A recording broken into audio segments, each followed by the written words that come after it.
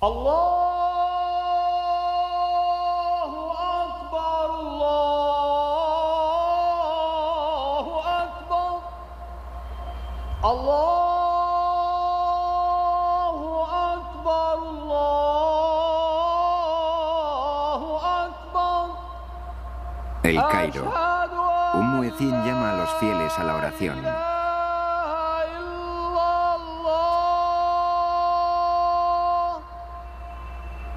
Es la misma llamada que se produce 5 veces al día, todos los días en ciudades de todo el mundo.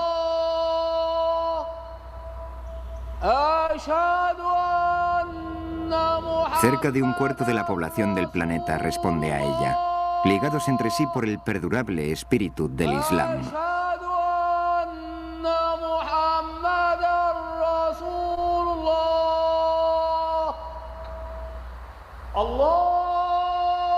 Alá es grande, proclama el muecín.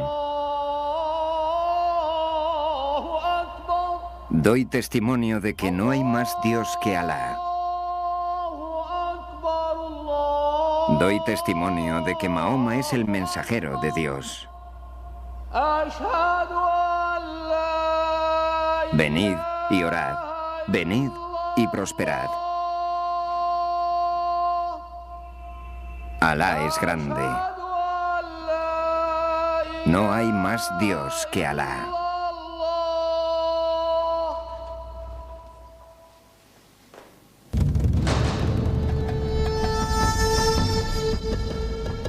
En el desarrollo de la historia, la civilización islámica ha sido uno de los más grandes logros de la humanidad. Un poder mundial que se funda simplemente en la fe. Una revolución espiritual que daría forma a las naciones de 3 continentes y pondría en marcha un imperio.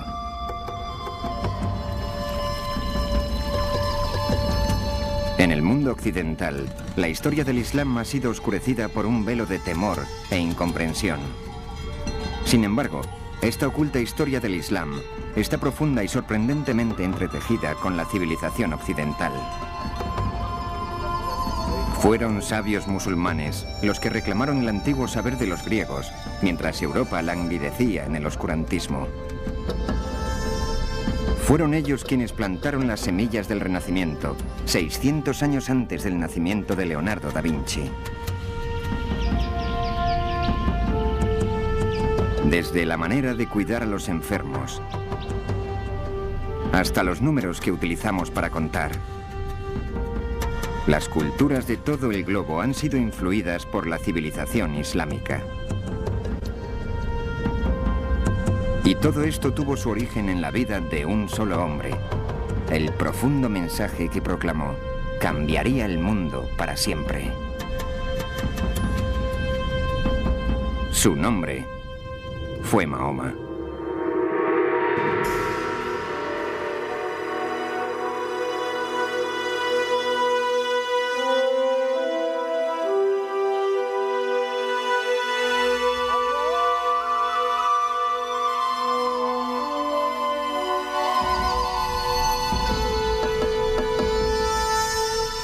Islam, Imperio de Fe, Episodio 1.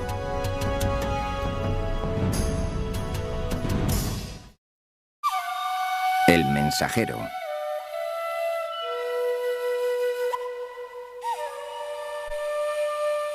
Para los musulmanes, la vida de Mahoma es una historia venerada. En sus misterios, tanto como en sus certezas, hay creencias consideradas sagradas. Lo que sabemos acerca del profeta es gracias a lo que ha sido preservado a través de los siglos y a lo que la gente ha querido preservar. Es muy difícil separar al ser humano ordinario del hombre que fue, de lo que él dice, las diferentes fuentes de información.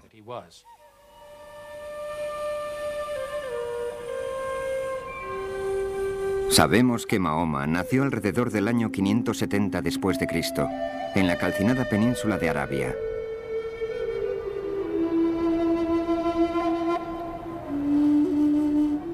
Una tierra de salvaje escasez que compartían las tribus de beduinos en un estado de permanente guerra tribal.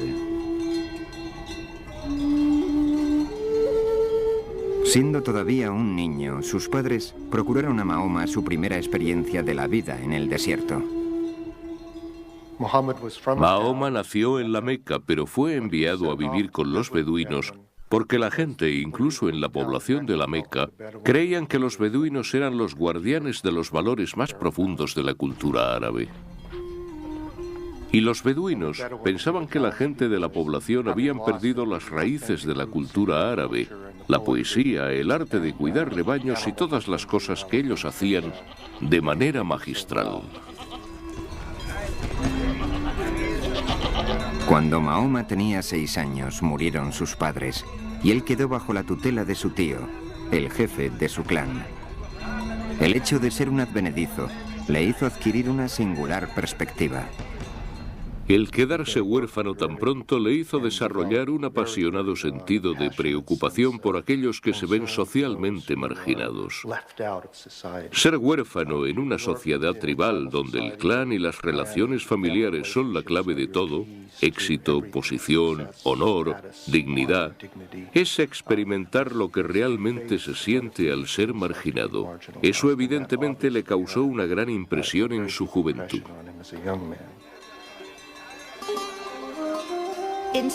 Por un lado, el hecho de crecer sin padres, por supuesto, le perjudicó. Pero por otro lado, él era muy adaptable. Tenía muchos padres, tenía muchas madres, así que eso le hizo el hijo de todos.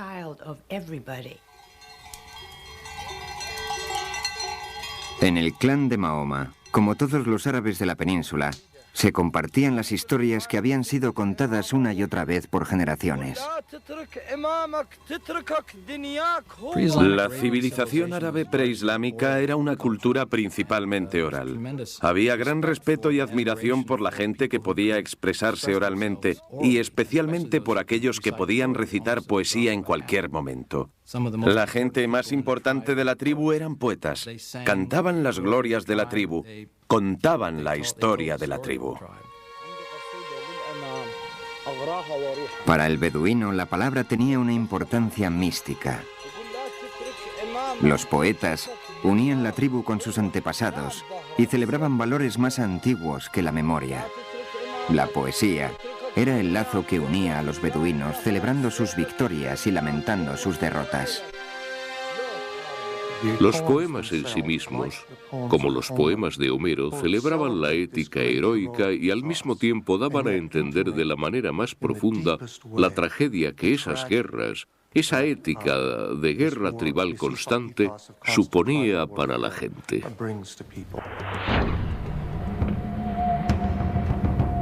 Guerra y conflicto eran la inexorable realidad de una época peligrosa. El tío de Mahoma le enseñó las habilidades que necesitaría para sobrevivir en un mundo donde incluso un profeta empuñaría un arco.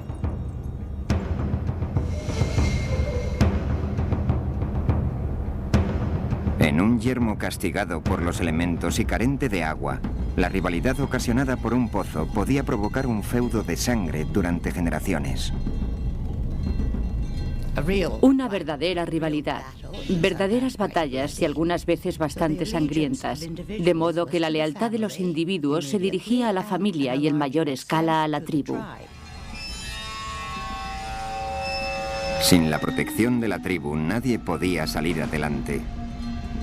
Esparcidas por la península existían incontables facciones, todas empeñadas en amargas luchas, cada una defendiendo sus valiosos pastos, las rutas comerciales y, lo que es más importante, sus pozos.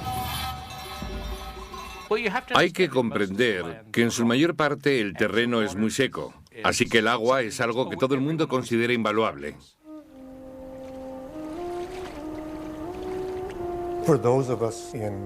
Para los que vivimos en climas donde abunda el agua, es difícil entender la profunda importancia que el símbolo del agua tiene para las sociedades que viven en lugares desérticos, donde solo llueve 1 o 2 veces al año y donde un poco de agua marca la diferencia entre la vida y la muerte.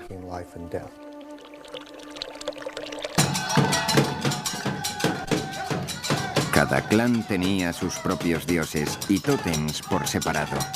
Agua y viento, fuego y noche.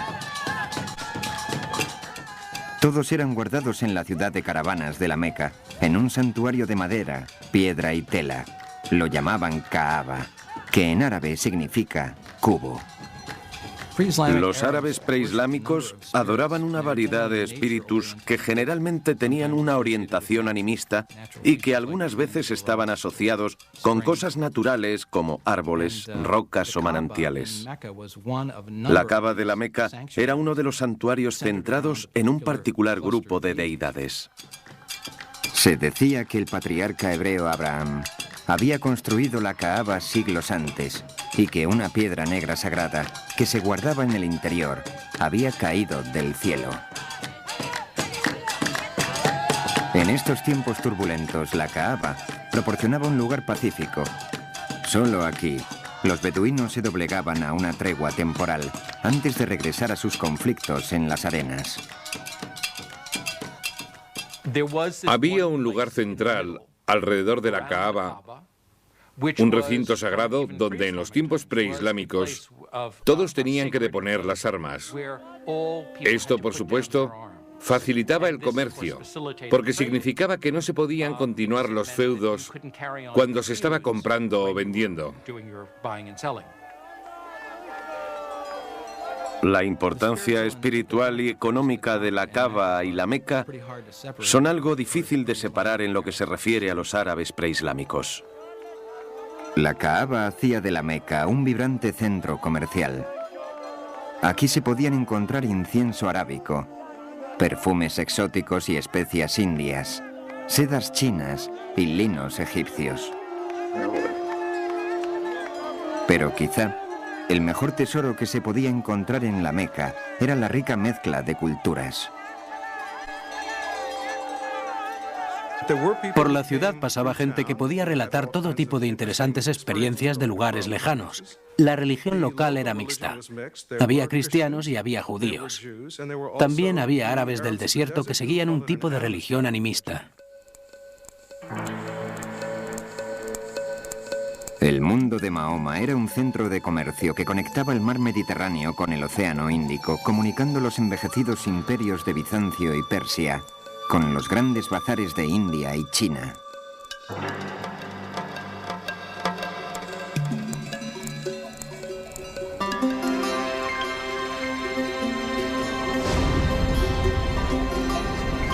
Mahoma se hizo comerciante. De hecho, tenía una gran habilidad para el comercio. A la edad de 25 años, mientras que conducía una caravana dirección norte hacia Siria, su talento llamó la atención de la dueña del cargo, una viuda rica llamada Khadija. Estaba tan impresionada con Mahoma que le propuso matrimonio. Khadija. Bueno, pienso que fue su mentora, además de su mujer. Una mujer muy fuerte, con su propio negocio y a la que Mahoma ayudaba. Formaban un gran equipo y estoy segura de que él aprendió mucho de ella. Él tenía muchos contactos entre los mercaderes que venían de diferentes partes del mundo y que pasaban a través de la península arábiga. Creo que era un hombre muy inteligente y de mente muy abierta. Era capaz de comunicarse con una gran variedad de gente. Debió ser un hombre con mucho carisma. Mahoma tenía don de gentes y se le daba bien resolver disputas. Una vez, cuando tuvieron que hacerse reparaciones en la Kaaba, los jefes de los clanes disputaron sobre quién tendría el honor de volver a poner en su lugar la sagrada piedra negra. Antes de que pudiera desencadenarse la violencia, Mahoma propuso una solución equitativa.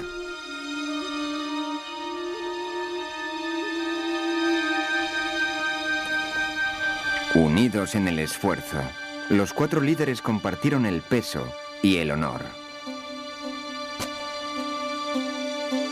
En gratitud, invitaron a Mahoma a reponer la piedra con sus propias manos.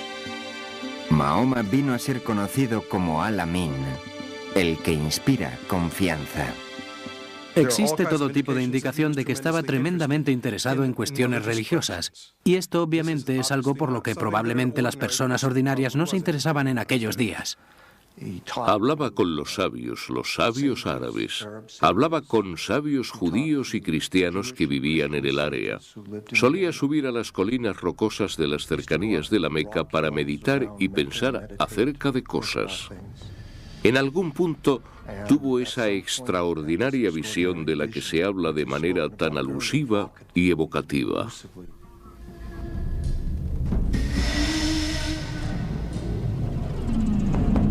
En una cueva cerca de la Meca, Mahoma tuvo una experiencia que constituiría el momento decisivo de su vida. Se dice que un ángel se le apareció con forma de hombre, dándole instrucciones para hablar en el nombre del Dios omnipotente. Para Mahoma, este fue un momento tan profundo como intensamente perturbador. Uno imagina lo que significaría para una persona normal socialmente. Tal vez poco corriente debido a su intensidad por cosas como justicia social y la búsqueda del sentido de la vida, pero sin poseer nada que pueda parecer milagroso a sus conocidos. Y entonces de repente haber escuchado esta voz y luego esa voz saliendo de él para hablar y proclamar a otras personas.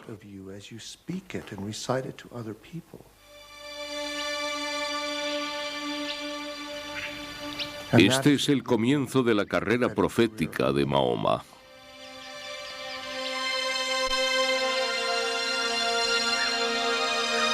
Los meses siguientes traerían más revelaciones. Palabras poderosas, con una cualidad lírica más hermosa que la de la más exquisita poesía arábica. Por encima de todo, Mahoma debía transmitir un mensaje a su gente. Una proclamación simple y, sin embargo, radical. La proclamación de que no hay más que un único Dios. El principal dogma del Islam es la unidad, la indivisible unidad de Dios. No es algo que simplemente se dice, sino que es el concepto más importante.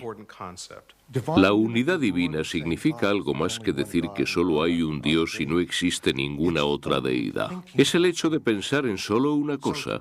De modo que los pensamientos de posesiones, los pensamientos de posición y de poder son todos ídolos intelectuales.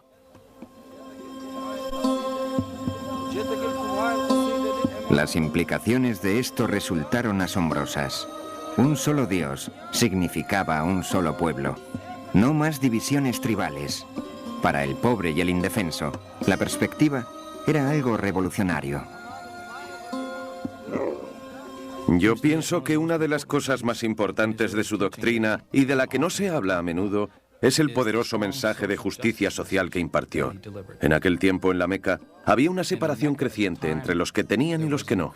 Él insistió en erradicar esto, insistió en la idea de compartir la riqueza, y fue este mensaje de justicia social lo que creo que hizo que fuera escuchado por muchos. Junto con el Islam apareció un nuevo orden, una nueva forma de vida. Y era una hermosa forma de vida en la que todos eran iguales, negros, blancos, hombres, mujeres y niños. De modo que tenía ese tipo de atractivo universal que creo que posibilitó la rápida expansión del Islam. Hubo muchos que se sintieron movidos por el mensaje de Mahoma cuando éste empezó a hablar en la comunidad. Tenía la agilidad y la profundidad simbólica de los grandes poemas preislámicos que habían sido creados por este pueblo y que habían dado a la gente en Arabia un oído tan extraordinario para la expresión verbal y donde la expresión verbal era la principal fuerza cultural. Algunos lo llamaron poeta. Hay un sura coránico que básicamente dice que Mahoma no es un poeta. Los poetas hablan impulsados por el deseo, y esta no es la voz del deseo, es la voz de Dios. Los seguidores de Mahoma empezaron a aumentar. Se llamaban a sí mismos musulmanes, o aquellos que se rinden a Dios. Decidieron preservar el mensaje que Mahoma les había transmitido. Este fue el comienzo del Corán. El Corán fue revelado oralmente, pero muy pronto la gente llegó a comprender que había de ser escrito para asegurarse de que no se corrompiera y de que se mantuviera el mensaje original. Empezaron a hacerse copias a partir de una fecha muy temprana. No se sabe la fecha exacta, ya que los primeros manuscritos del Corán no han sobrevivido.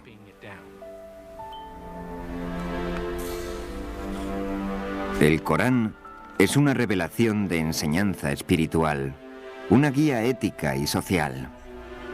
Fue revelado en árabe y se mantiene en árabe. Lo más extraordinario acerca del Corán es su naturalidad. Puede hablar de poderosos temas cósmicos de manera íntima, de modo que el poder y la ternura viven constantemente unidos en el lenguaje coránico. Sirviéndose solo de la palabra, el Corán hace llegar su visión a los fieles. Sus imágenes conjuran un cuadro de la vida después de la muerte, que resuena con todo el poder de la poesía beduina tradicional. Imaginémonos en el desierto rodeados de polvo y un sol cegador. Vistes mantos para cubrir tu cuerpo porque el viento es algo que podría arrancarte la piel de la cara y entonces entras en un oasis. La temperatura desciende dramáticamente. Hay una especie de quietud. El viento ha cesado de aullar. Por todas partes ves verde y colorido. El mundo del agua y el paraíso están simbólicamente atados el uno al otro. Y el Corán conjura esta imagen con solo unas pocas palabras escogidas.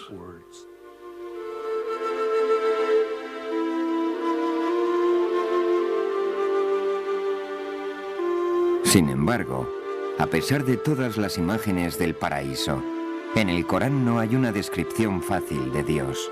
El misterio todavía subsiste. Es muy difícil hablar de Dios sin tratar de darlo forma.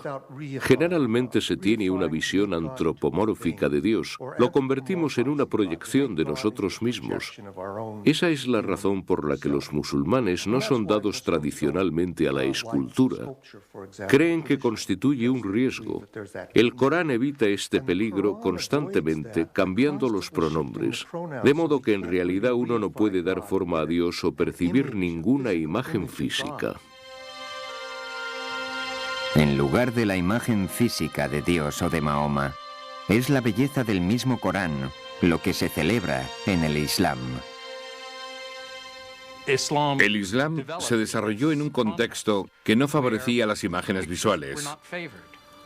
La revelación del Corán es la representación de Dios en la tierra. Los musulmanes sentían ya desde el principio que la única representación justa de la palabra de Dios era el mismo Corán y no ninguna imagen de Dios, porque no se podía representar a Dios.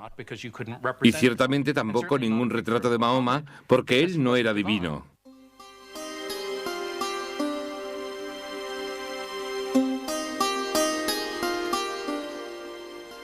Algunas veces, en ciertos lugares, se hicieron representaciones del profeta Mahoma, pero estas no son imágenes religiosas, no son imágenes destinadas al culto, no son imágenes de Dios o de un santo, son imágenes de Mahoma como figura histórica. Se le honra poniéndole un fondo de azul muy brillante o una nube cerca, pero no se le distingue de ninguna otra manera de los otros caracteres de la historia. Se ha representado otras veces al profeta, pero siempre aparecía con una tela blanca sobre la cara para esconder sus facciones. Son diferentes facetas de una misma idea. Pero ninguna de estas representaciones tiene un carácter devocional. No se supone que uno tenga que mirarlas como a alguien a quien dirigir oraciones. Facilita el aprendizaje de la religión y el énfasis está en la historia. A medida que la comunidad de Mahoma crecía, también lo hacía la oposición. La gente, por supuesto, era escéptica y decía: mira, si eres un profeta, ¿dónde están tus milagros? Como los otros profetas del libro, Moisés hizo sus milagros, Jesús hizo sus milagros. ¿Dónde están los tuyos? La respuesta coránica a este reto es que el milagro es el mismo Corán. Pero este no era milagro suficiente para un pueblo que se definía a sí mismo por los dioses de sus ancestros y los tótems de su tribu. Sus dudas se incrementaban. La idea de una vida después de la muerte les horrorizaba. El Corán representa una gente que era realmente escéptica. ¿Intentas decirme que después de mi muerte, cuando mi cuerpo ha regresado a los elementos y yo me haya corrompido, voy a ser reconstruido y vuelto a la vida? De todos los mensajes del Corán, este es el que resultó más difícil de creer para la gente de Arabia. Mahoma también habló de la condenación eterna para los injustos. Utilizó un lenguaje de imágenes apocalípticas al hablar de los signos del final de los tiempos, cuando las montañas se derrumbarán y los cielos se enrollarán como pergamino. Entonces cada cual conocerá la responsabilidad que tiene por sus acciones. Hace referencia del destino que tienen todos los injustos en el fuego. Para los no creyentes, el juicio divino que invocaba Mahoma era un insulto. El desmantelamiento de su herencia y de sus costumbres, profundamente perturbador. Era una amenaza para su orden social, para su tradición milenaria y también para su economía, debido a la importancia del peregrinaje al santuario de la Kaaba en la Meca. A medida que aumentaban los seguidores de Mahoma, la estructura social de la ciudad de caravanas empezó a deshacerse. Los negocios sufrieron cuando los peregrinos y los comerciantes, preocupados por su seguridad, abandonaron la ciudad. Los líderes tribales decidieron que Mahoma y su mensaje debían desaparecer permanentemente. No querían que se hiciera con el mando. No querían que hiciera tambalear el control que ejercían sobre la ciudad. Le pusieron las cosas muy difíciles. Incluso planearon su asesinato. Querían mantenerle alejado de la Kaaba. Intentaron expulsarle de la ciudad. Exigieron del tío de Mahoma que privara al profeta de la protección de su clan. Esto hubiera abierto un camino para su asesinato sin la posterior amenaza de desquite. Pero su tío se negó. Las líneas de la batalla fueron marcadas. Nada que no fuera una guerra tribal podría ya solucionar el conflicto. Claramente a Mahoma se le pide que haga cosas extraordinarias. Ha de decir a los beduinos que renuncien a sus nociones de dioses múltiples, que renuncien a su apego a los ancestros, a la guerra tribal y a su forma de vida. Estas cosas podían hacerle y le hicieron objeto de desprecio, persecución y ataque.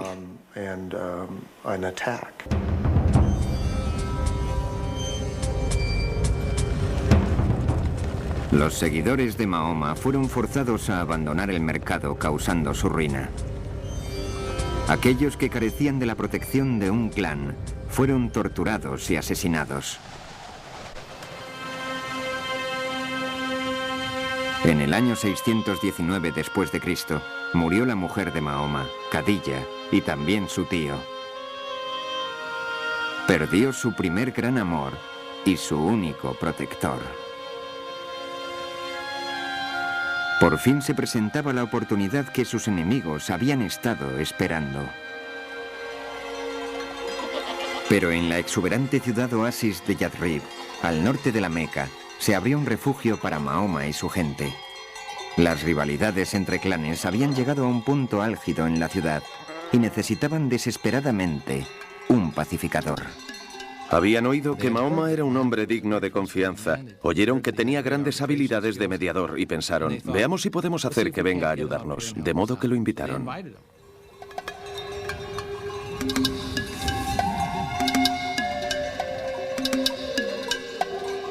Mahoma aceptó viajar a Yathrib para solucionar sus disputas a cambio de un refugio seguro para su gente. Abandonar el lugar de sus ancestros, sus familias y tribus, fue la prueba definitiva de devoción para los seguidores de Mahoma.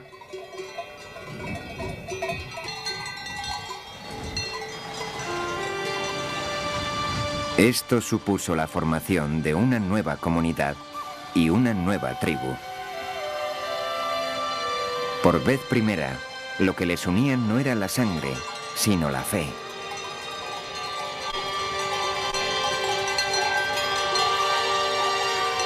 En el curso de un solo viaje de caravana, es donde el Islam marca su verdadero comienzo. Su viaje se conoce con el nombre de Égira. El año 622 del calendario cristiano marca el año 1 musulmán.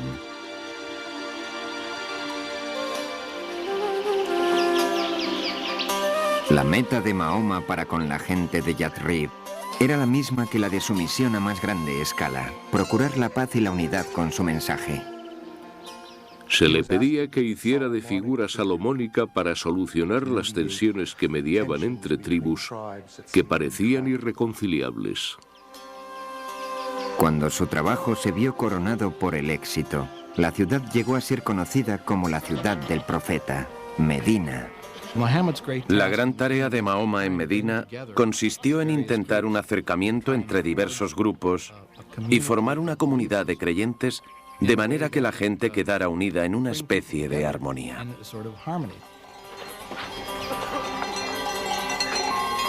Mahoma ofreció a los clanes divididos de Medina una visión de solidaridad, pero al mismo tiempo que propagaba la palabra del Islam, nunca puso en entredicho las creencias de otros credos.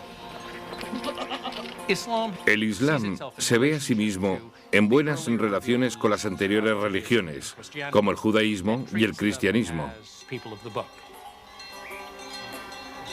Considera a su gente como gente del libro. Creen que Dios se ha dado a conocer a la humanidad muchas veces, pero cada vez la gente ha acabado desviándose.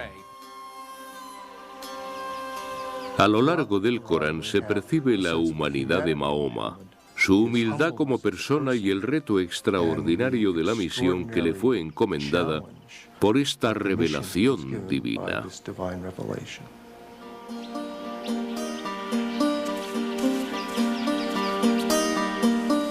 A medida que la comunidad musulmana crecía en Medina, se desarrolló una vida de devoción simple y ritual. Un esclavo abisinio liberado, llamado Bilal, fue el primero en llamar a los fieles a la oración en la casa de Mahoma.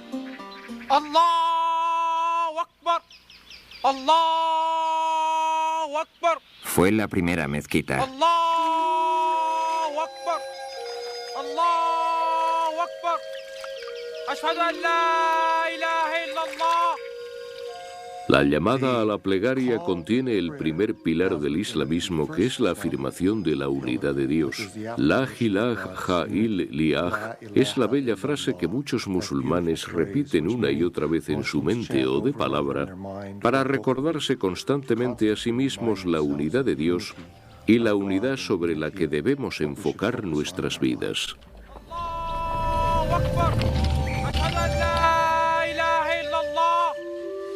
Ashhadu an la ilaha illallah. Ashhadu anna Muhammadan Rasulullah.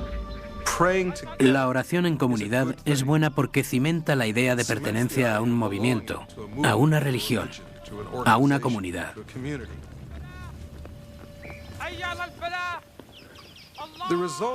El resultado es algo muy poderoso, incluso para un observador no creyente, alguien que profese otra religión.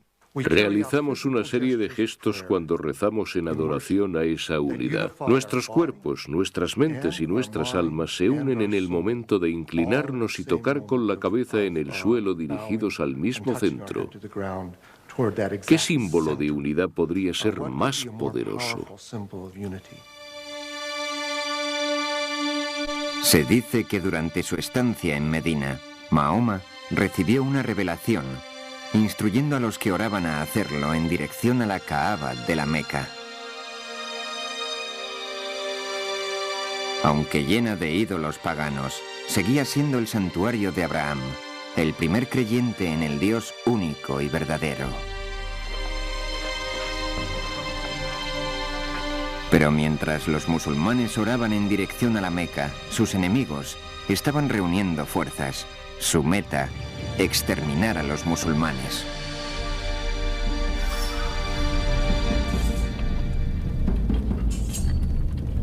La gente de Mahoma empezó a reunir armas.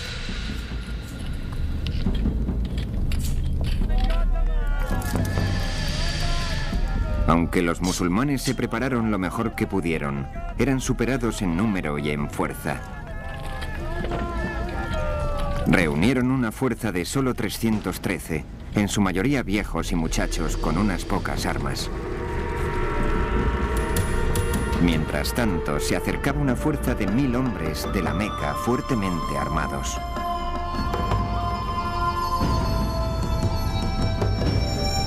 Durante años, Mahoma había intentado llevar el Islam pacíficamente a la gente de la Meca. Había llegado la hora de luchar.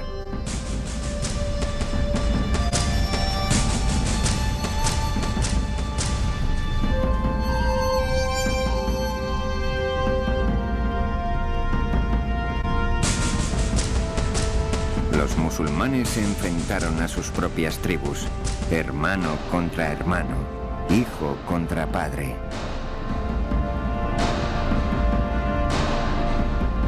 Sin embargo, marchaban llevando una poderosa arma, la apasionada creencia en su fe.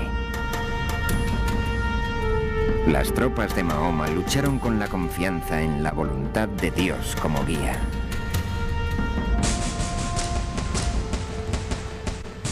Participaron en 3 batallas extremadamente sangrientas. Hubo un momento en que toda la recién comunidad musulmana estuvo al borde de la extinción.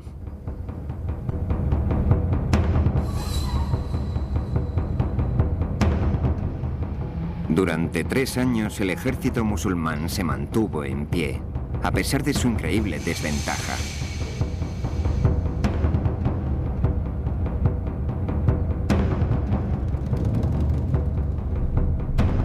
Cuando las noticias de la lucha se extendieron, otras tribus beduinas vieron la mano de Dios en las victorias de Mahoma. Uno por uno, las gentes del desierto empezaron a unirse a su causa. El ejército musulmán creció y el viento cambió de dirección.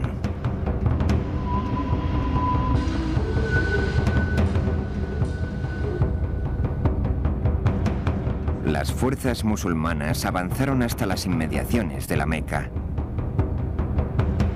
Fue un furioso sitio que se prolongó casi un mes, hasta que finalmente la ciudad cayó en poder de Mahoma.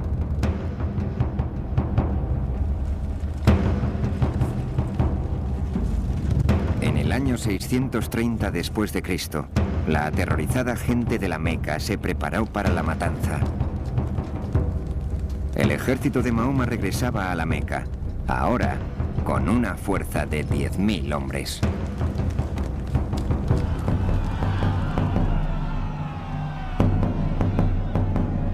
Los derrotados conocían el terrible destino que les esperaba. Según las costumbres de la lucha tribal, la gente de la Meca solo podía esperar una gran venganza. Por lo general se mataba a los hombres y las mujeres y los niños eran vendidos como esclavos. En una guerra tribal no había misericordia para el vencido. En esto, por supuesto, no eran diferentes de otros pueblos.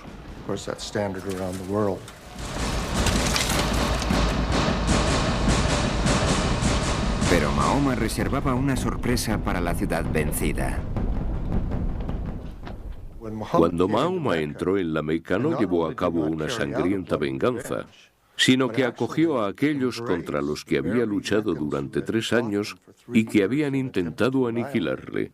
Esto llenó de asombro a todos los que le rodeaban. De modo que en la fundación de la religión se pueden encontrar episodios de gran generosidad, actos de extraordinaria bondad y misericordia.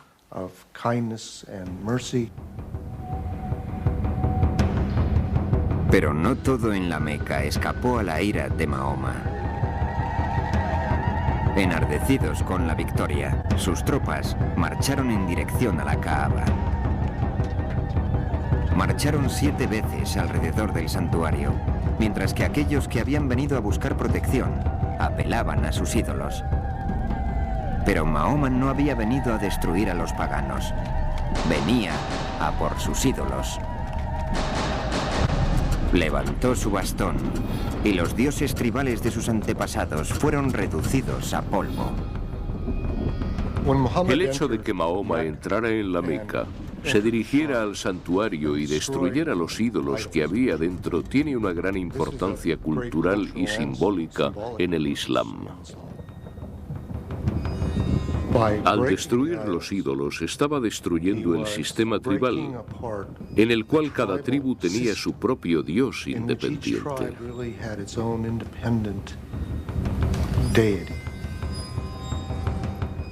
El hecho de que los dioses de sus antepasados fueran destruidos fue impactante para los beduinos. De alguna manera se les estaba diciendo que sus ancestros estaban equivocados. ¿Cómo se puede decir esto en una tradición en la que las relaciones que cada cual tenía con su padre y con su tribu eran de importancia primaria? Este acto iconoclasta de violencia profética tiene tanta importancia en la tradición islámica como el de Moisés rompiendo las tablas de la ley cuando vio la idolatría de Israel en el monte Sinaí, o Jesús arrojando del templo a los comerciantes.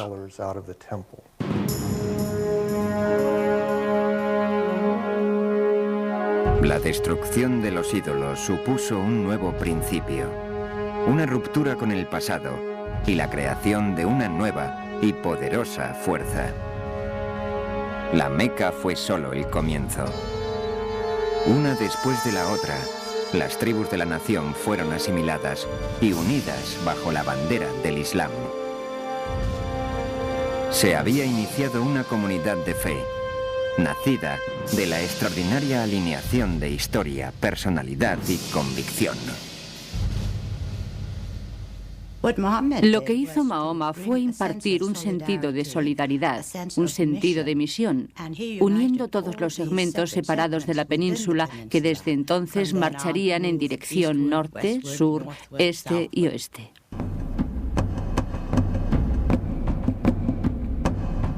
Poniendo rumbo al norte, los musulmanes barrieron el actual Líbano y Siria.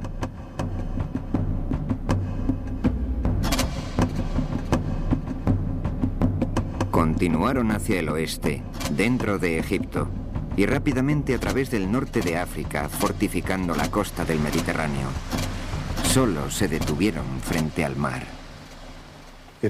A partir del año 622, el año 1 del calendario islámico, su crecimiento fue explosivo. En solo 50 años, una gente cuyos padres eran criadores de camellos estaba gobernando uno de los mayores imperios de la historia mundial. En un periodo de 200 años, su imperio se extendía desde España a China. Los musulmanes absorbieron el imperio de Irán y 2/3 del imperio cristiano bizantino. Para entonces, su dominio era más grande que el de Roma. Se extendía desde Marruecos en el oeste hasta el río Indo en el este, donde está actualmente la frontera con la India. ¿Cómo pudo suceder que un ejército tan pequeño pudiera conquistar un área así de grande, tan rápida y fácilmente?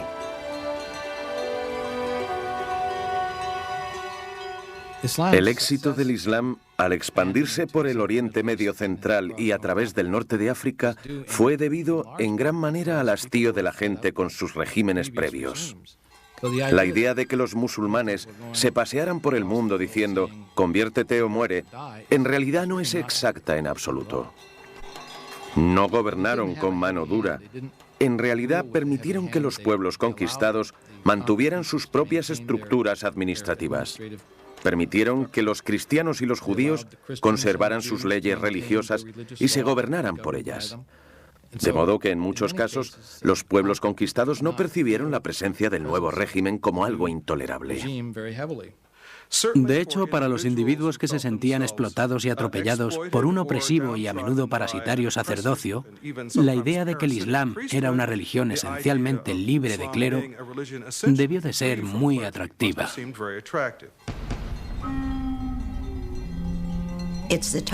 Son los tiempos los que crean el cambio y algunas veces los hombres.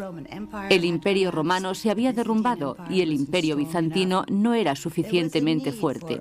Existía la necesidad de una nueva visión, una nueva forma de mirar la vida, y creo que lo que sucedió es que en aquel tiempo la visión de Mahoma rellenó el vacío que existía en esas sociedades. Necesitaban algún tipo de solidaridad en sus vidas. Las lecciones del Corán, que tuvieron tanto éxito entre los musulmanes de Medina y la Meca, probarían ahora su eficacia a una escala global. Mientras la conquista barría Siria, los musulmanes asistían a sus plegarias del viernes en la iglesia de San Juan Bautista, en Damasco, permitiendo que su congregación cristiana continuara con sus servicios dominicales.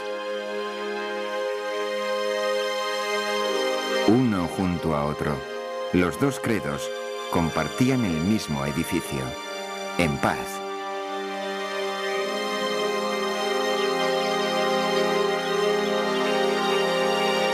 Dado el crecimiento de la comunidad musulmana, compraron la vieja iglesia a la congregación cristiana y construyeron una enorme mezquita en el lugar. Artesanos bizantinos la decoraron, representando en mosaicos dorados el paraíso islámico.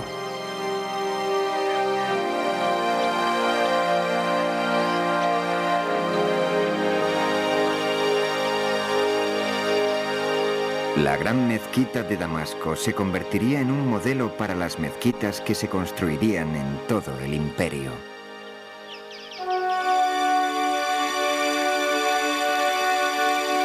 Los árabes transformaron las tierras que conquistaban, manteniendo, mejorando o expandiendo la infraestructura.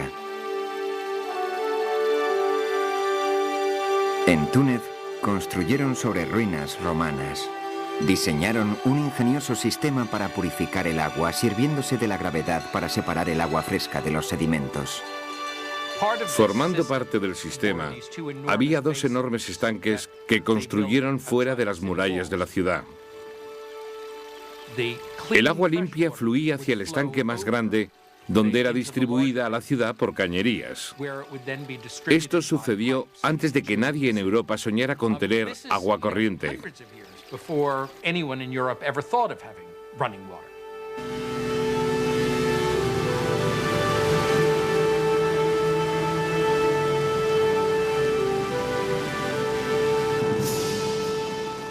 Por todas partes se encuentran proyectos para transportar agua desde las montañas hacia las planicies donde el agua escaseaba. Resucitaron elaborados sistemas de irrigación, llenando los viejos acueductos de piedra con valiosa agua.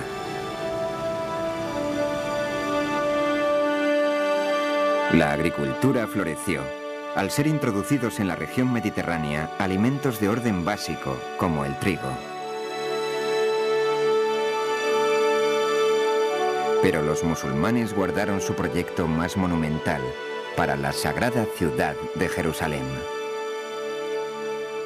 La primera gran obra de arte del Islam es la Cúpula de la Roca. Fue construida en una ciudad que era sagrada para cristianos y judíos. Es algo espectacular.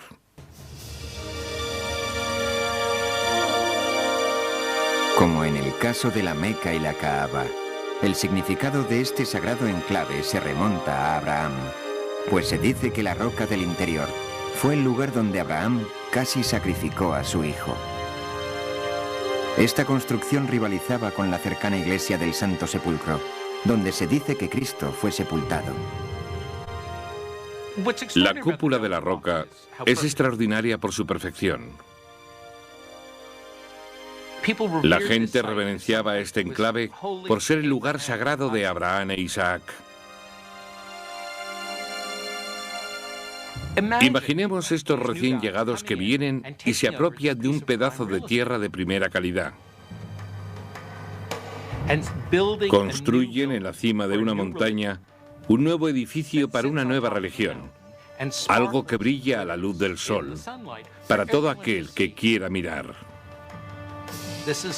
Esto no es algo pasajero, es algo de gran importancia. El Islam ha venido a quedarse. En tan solo 100 años, Mahoma había cambiado el mapa político y espiritual del mundo, y sus seguidores se establecieron en un imperio más grande que el romano. Pero Mahoma jamás vivió para verlo.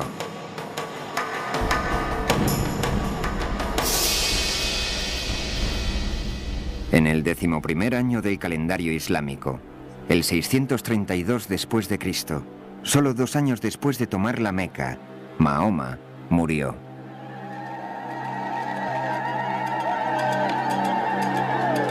Medina se sumió en la desesperación. Durante días, la ciudad se vio consumida por el dolor y la ceremonia. Se sabe que Mahoma quería ser enterrado con sencillez, con nada que marcara su tumba. No quería que la gente fuera a adorar su tumba porque eso hubiera interferido con su adoración a Dios. Dios les había hablado solo a través de Mahoma. Ahora que el profeta les había dejado, quizá Dios también les abandonaría. La muerte de Mahoma supuso una crisis para la joven comunidad islámica. La cuestión de la sucesión era lo que realmente preocupaba a la gente. En este punto hubo una divergencia de opinión referente a cómo debería elegir la comunidad a un nuevo líder. Según la facción de los chiitas, Mahoma había ya designado como sucesor a Ali, su yerno y primo. La opinión que llegó a ser la de la mayoría, o la opinión suní, declaraba que Mahoma no había elegido sucesor durante su vida, pero que había dicho que eligieran a alguien entre los miembros de la comunidad o entre los ancianos. Y de una casa salió un hombre que había de ser su sucesor.